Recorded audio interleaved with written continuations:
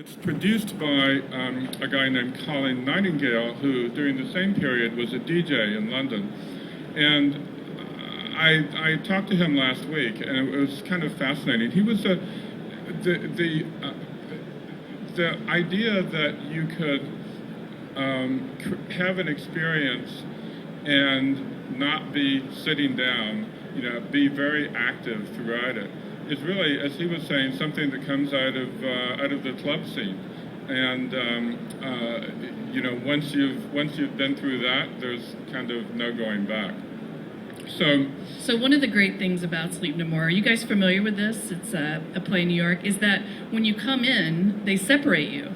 Right. So they take away that comfort zone of well, if I'm with you guys, I might not pay attention or I'm not worried. And they also give you a mask, which allows you to be the virtual you. And you guys all know what that means. Yes. And it literally plays out over 6 floors and about 100 rooms with actors in different rooms. And the beauty is that you could probably go 100 times and see 100 different interpretations, unless you get into the inner game. Is there are certain things that you do. If you, for example, the hidden trick is if you follow the actors, you start maybe getting a narrative, whereas some people just experience it viscerally through visual. But if you follow some of the actors, then you sort of get a narrative that starts emerging. Yes, right, exactly. And the other thing that the masks do is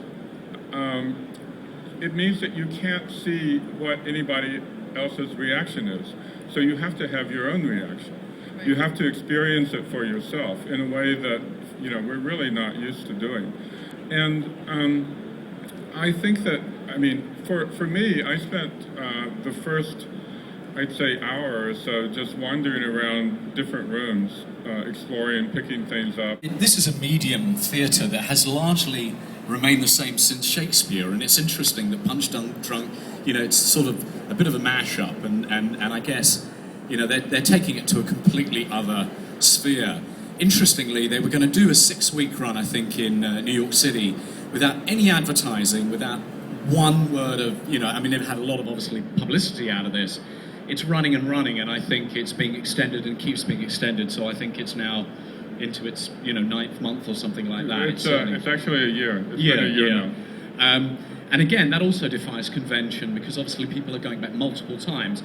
But interestingly, Frank, I was just going to ask you, when you were there and you were actually, you're a writer on the topic, what were your, as an observer of what was going on, take us a little bit through that sort of experience that you actually went along and how you participated and how immersed you were. Sure.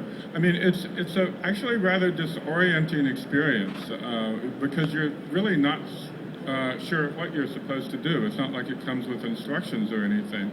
And when I talked to Colin, he kind of explained that by saying when he was, a DJ and giving parties in sort of abandoned warehouses in really dicey parts of East London, he would give people maps. He would invite people to come, and he would give them maps. But when he drew the map, he would intentionally make a few mistakes to kind of lead them astray, and force them to figure out their own way.